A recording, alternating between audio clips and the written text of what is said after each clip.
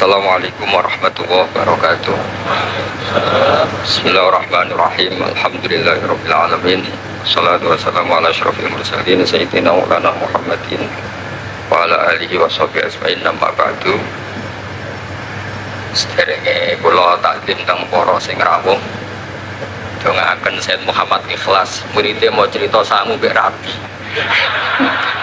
Istungano Sayyid Muhammad legowo di murid sing cerita rabi mbek sangu mbek nyindir Gus Raub.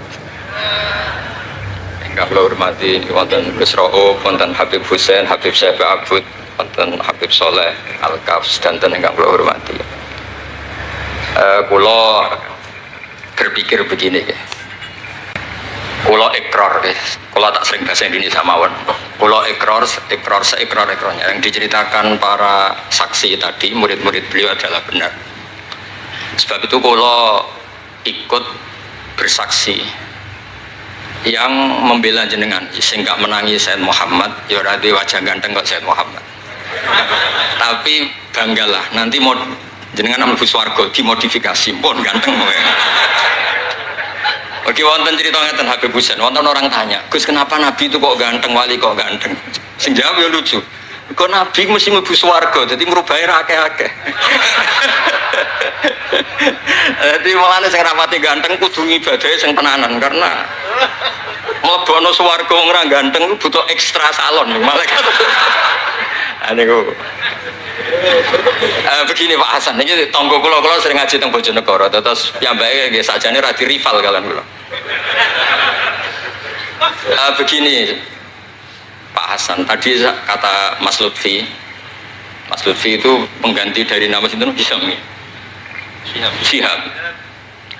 Itu begini, ada cerita dan ini semua yang tidak menangis Sayyid Muhammad kedah senang karena hadhil millah atau hadatin ini milik yang menyaksikan Rasulullah SAW juga yang tidak menyaksikan. Ini pokoknya kalau bela mayoritas, secara pemilu mesti menang kula karena ini mayoritas. Rasulullah itu begitu mencintai dan begitu rindu sama ikhwani. Mereka kata sahabat, saya ini ikhwanu kayak Rasulullah. Enggak, antum ashabi, kamu itu sahabat saya. Ikhwani adalah man amanabi walam yaroni. Mereka iman sama saya padahal tidak ngerti. Itu hebat luar biasa. Wong tidak ngerti kok iman. Wong ora tau disangoni Sayyid Muhammad kok seneng. Itu hebat. Lah sing biasa disangoni untuk bojo kan seneng wajar. Nggih setuju nggih?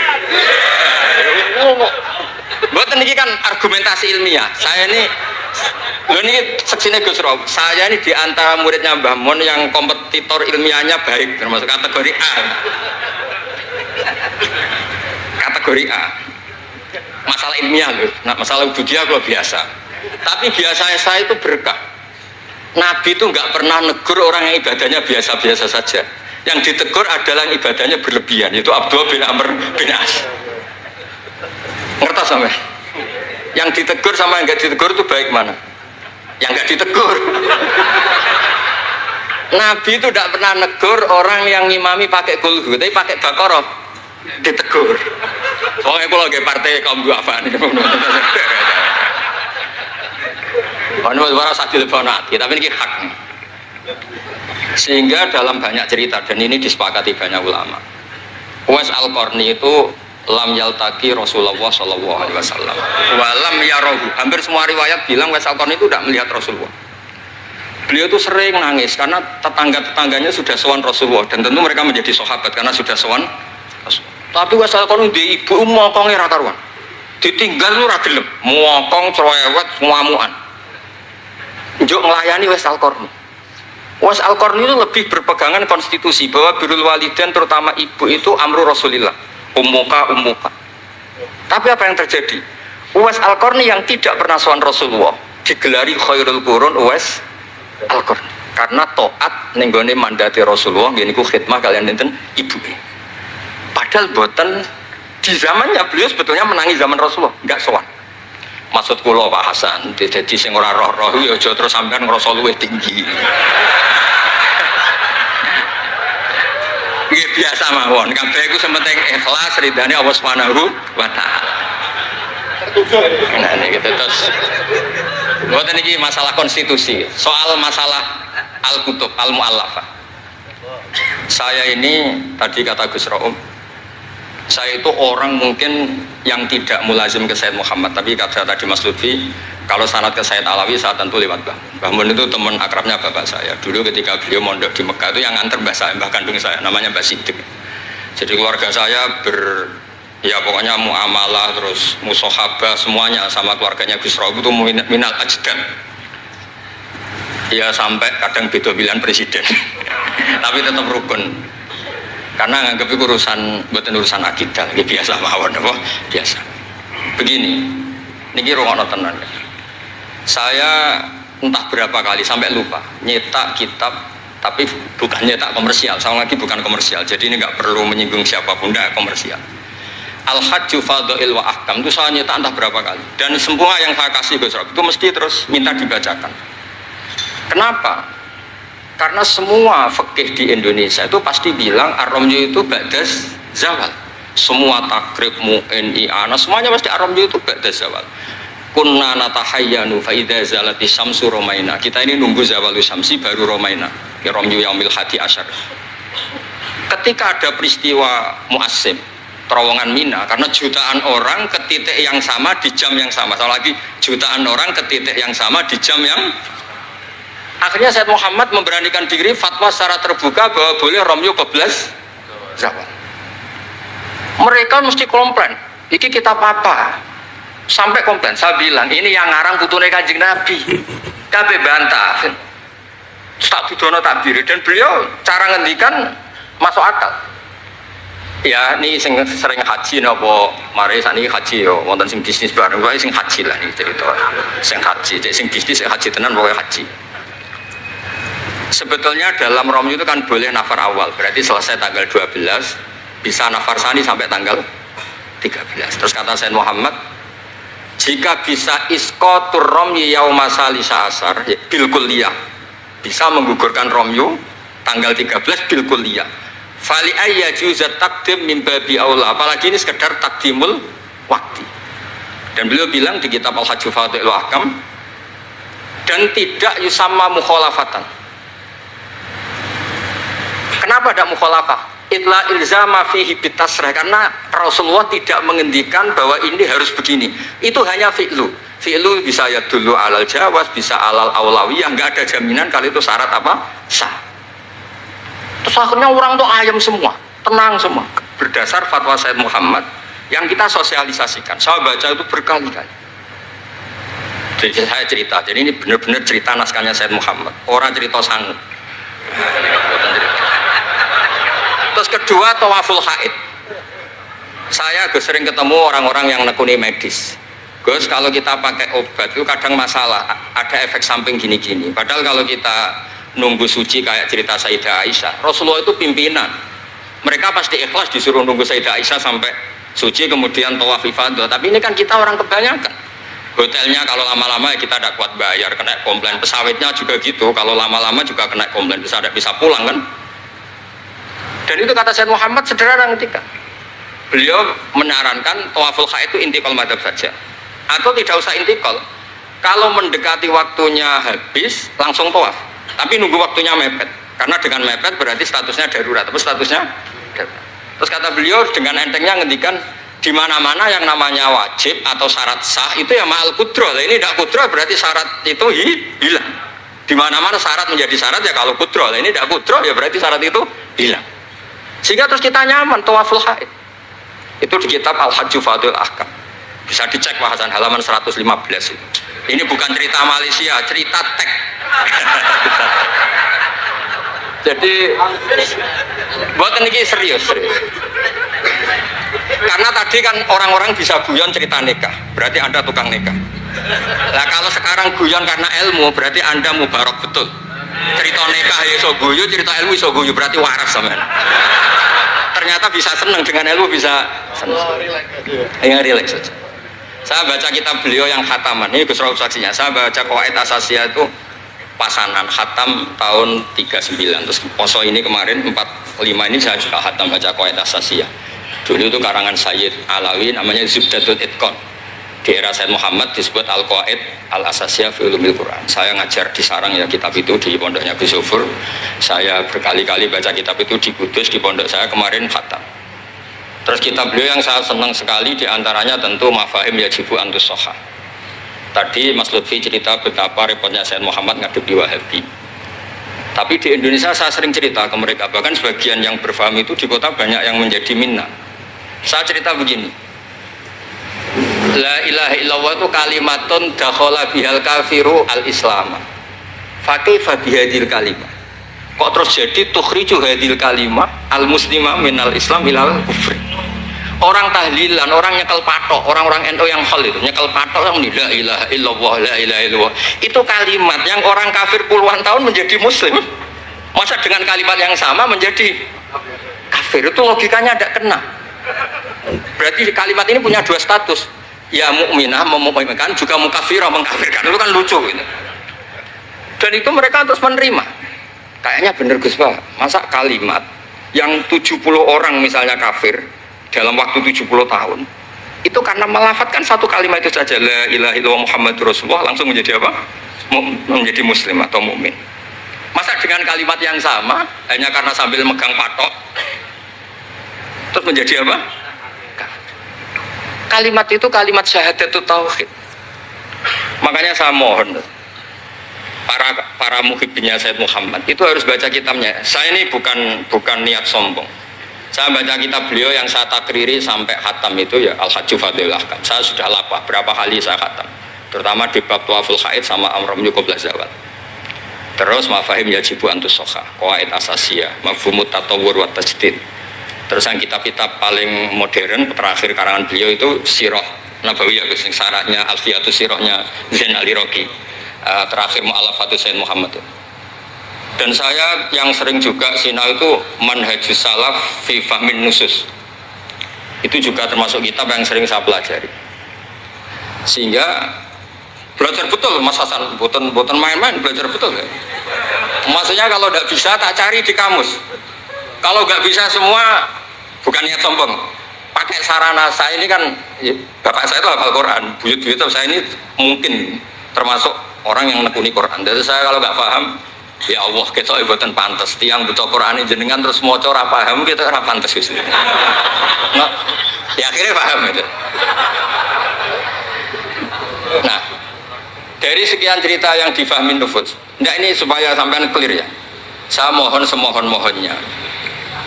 Jika jenengan pilihannya berpakaian seperti ini oke. Yang berpakaian ala Rasulullah atau ala Arab terserah lah istilahnya, ya monggo. Tapi yang berpakaian ala Jawa gini, saya masih ingat takbir itu di halaman 423 di Manhajus Salaf fi Fahmin Nusus. Itu beliau ngendikan gini. Wa kanat sunnatu Rasulillah sallallahu alaihi wasallam annahu yatamu ma yajiduhu fi ardi wa yalbasu ma yajiduhu wa yarkab ma yajiduhu mimma abahahu wa famanis ta'mala ma yajiduhu fi ardi fawa al-muttabi' li sunnah kama annahu hajjal baita min madinati faman hajjal baita min madinati nafsi fawa al-muttabi' li sunnah wa ilam tarkun hadil madinah tilka. Saman cek itu insya Allah lafadznya itu persis, bukan karena saya pintar atau cerdas, memang saya tekuni. Aku raiso seneng terus masang foto itu tidak bisa, saya ada jenis seperti itu. Terus seneng ngenang di sangon itu orang iso, saya itu seperti nggak bisa. Ya ada bisa, saya ada jenis itu. Saya itu ya sering dikasih uang Mbah Mun, Gus Rauf saksinya, tapi ya saya ngenang beliau itu ya kitabnya tak pelajari al-ulama tak baca depan santri saya khatam. Saking senangnya saya Mbah Mun ke Sayyid Muhammad sama beliau punya karangan Maslakut Tanassuk bil ittisalat li Sayyid Muhammad, Maslakut Tanassuk al-Makki fil ittisalat bi Sayyid Muhammad al-Maliki. Saya baca khatam. Saya sampai lupa entah berapa kitabnya Sayyid Muhammad, saya baca khatam dan ada takrirannya. Takriran ini penting karena argumentasinya ilmiah. Misalnya begini. Kalau orang ke kuburan kemudian agak diluk, dianggap suratus sajidin li makhlukin. Suratul sajidin di makhlukin. Maka kata Sayyid Muhammad kadang jawab ya lucu. Berarti orang yang koinnya jatuh, koin duit receh.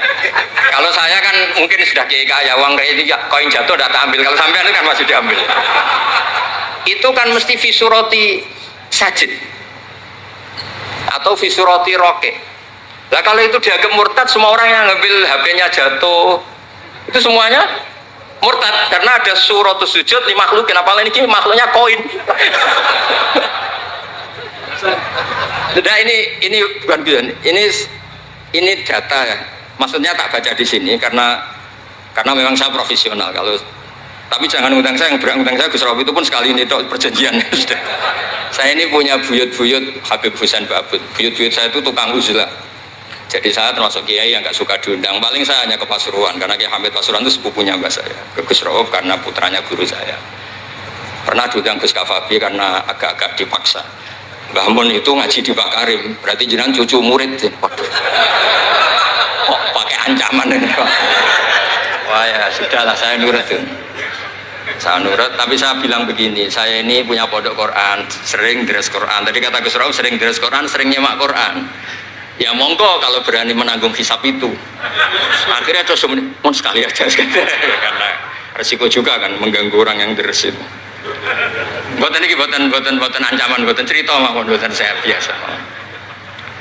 Nah ini saya baca beberapa teks yang supaya jenengan ngerti. Ketika Sayyid Muhammad mencintai Imam Malik itu beliau sampai punya karangan Imam Mudairil Hijrah Malik bin Sabri, sekian cerita betapa Sayyid Muhammad itu mencintai Imam Malik.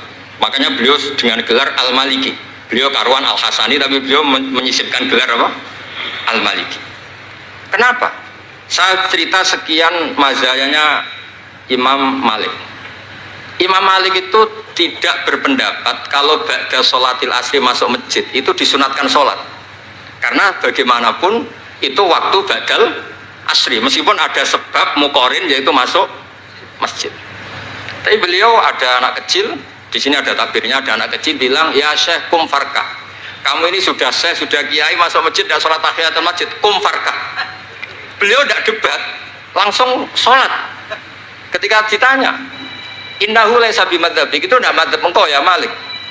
Inni khosyitu an akuna minal ladzina idza qila lahum ruk'u la yarka'u. Kayak apa?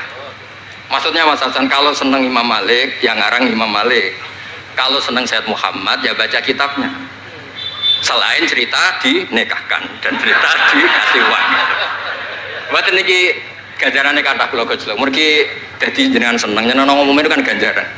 Nah sampean takok, lah ono korban nih. Kalau tadi ya korban berkali-kali kan saya. Terus ada lagi cerita tentang Imam Malik itu pernah dimintai orang miskin. Saya minta uangnya. Imam Malik jawab, dohirnya itu tidak islami, saya tidak punya uang, kapan-kapan saja ke saya. Terus kata orang di dekat Imam Malik, lima adalah takulu kama yakulun nas rozaqakallah. Kenapa engkau tidak seperti umumnya orang rozaqakallah? Enggak jadi. Kata Imam Malik, asyaddu kalimatin ala sa'id. Kalimat terberat bagi sa'il adalah kalimat yang nyimpan roda sa'il. Walau dimna jumlatin, meskipun itu fidinim jumlatin. Terus fa'ana ujillu ismawahi ta'ala an azkurahu liman yakrohu sama'ahu walau din majmulatin. Saya ini ingin menyelamatkan nama Allah. Peminta itu paling nggak suka kalau ada kata-kata yang arahnya pokoknya nggak ngasih. Saya ulang lagi, peminta itu paling nggak suka kalau ada kata-kata yang arahnya itu tidak ngasih. Karena peminta ini sudah mangkel, saya menyelamatkan tidak nyebut Allah, nanti Allah jadi korban. Rozakok Allah, itu Allah kapan? Nyatanya sampai sekarang tidak ngasih rezeki, kan Allah bisa jadi korban kan? Maka beliau gak mau nyebut Allah. Fa'ana ujillu ismawah, saya menghormati nama Allah, jangan sampai saya sebut di depan orang yang sedang gak suka. Tadi karena ada jawaban yang yufidu raddah. Kenapa yufidu raddah? Yaitu pokoknya tidak ngasih. Kayak apa orang-orang? Saya ulang lagi, jadi ini saya termasuk, insya Allah termasuk kompetitor terbaik, termasuk. Bukan apa ya, karena menurut saya seneng orang itu. Saya baca Ikhya itu lupa khatam berapa kali itu saya takriri pakai naskah Gus Rob punya, saya naskah maknanya Mbah Zubair saya punya, ngaji Mbah Mun. Kalau nggak bisa masih pakai kitab Ithaf. Kalau naskahnya beda saya cari naskah yang lain. Karena saya seneng Ikhya, Minhajul Abidin, pokoknya kitab-kitabnya Imam Ghazali. Saya seneng kitabnya Mbah Mun, Mbah Zubair, semua. Bukan apa. Takut saya senang ternyata saya yukhalifu madhab. Saya sebagai pembaca maksudnya ya. Korek itu kalau senang ternyata dia yukhalifu madhab karena ada baca. Contoh gampang begini, saya tuh sering ketemu orang-orang khusyuk yang tidak ngaji. Gus itu gimana orang-orang sholat pakai baju merah? Tak tunjukkan di Bukhari, babus sholat fi saubil ahmar. Ada yang protes lagi, gimana Gus itu kiai kok sholat kencing berdiri? Babul kauli qaiman inda subadati qaumin di Bukhari itu. Gus, kok ada hadisnya semua? Yang masalah otak kamu kata saya gitu. Lu sampai sholat, sampean kalau sholat kan mikir, ya mikir utang, mikir macam-macam. Itu Imam Bukhari punya bab.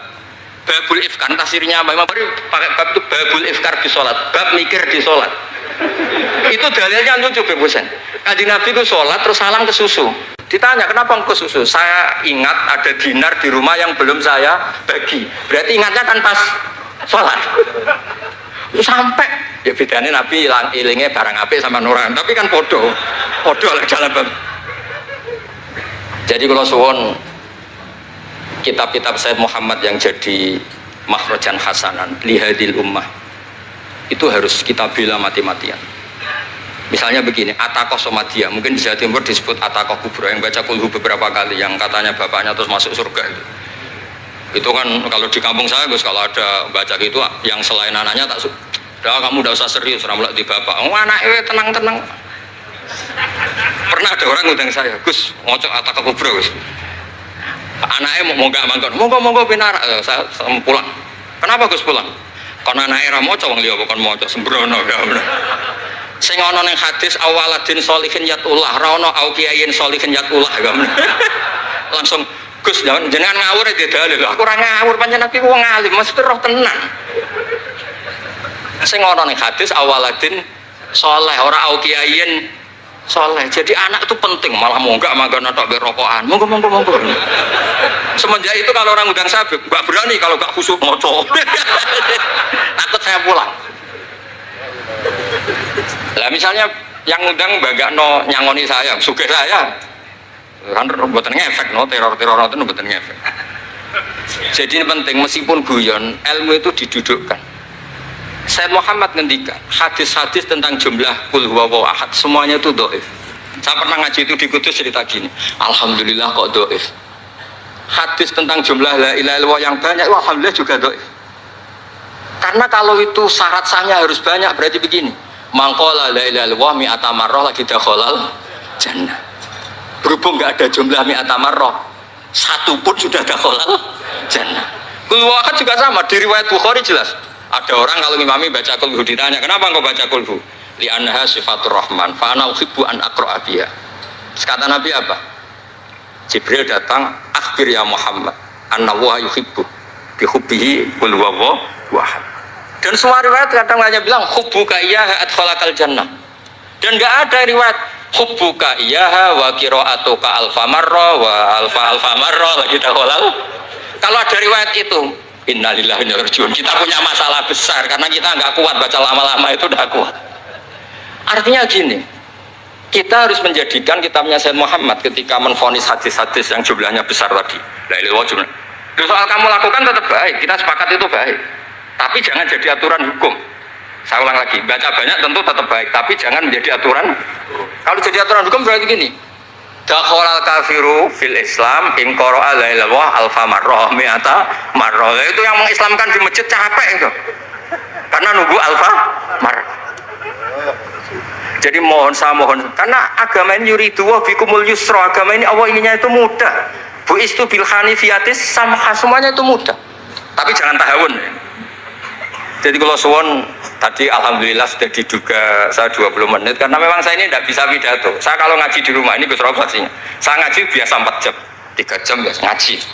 Ngaji ada kitabnya saya baca Jalalain, pikirnya ada Sofi, ada Futuhat Ilahiyah, kadang ada Tobari, itu kuat. Kenapa saya kuat 3 jam kalau ngaji? Saya ini pecinta umatnya Rasulullah SAW. Umat itu tidak boleh hanya mendengar kata-kata seorang bahak, enggak boleh. Harus mendengar kaifa qala Tobari, wa kaifa qala Al-Baidawi, wa kaifa qala Shahifus Shafi, wa kaifa qala Imamun Syafi'i. Saking hormat saya. Cuma saya nyampaikan pancen rileks guyon karena itu wasiatnya Bapak. Hak kena ngaji guyon. Iku wong bingung kabeh sing ngaji-ngaji. Jadi, ya ngoten mawon. Assalamualaikum warahmatullahi wabarakatuh.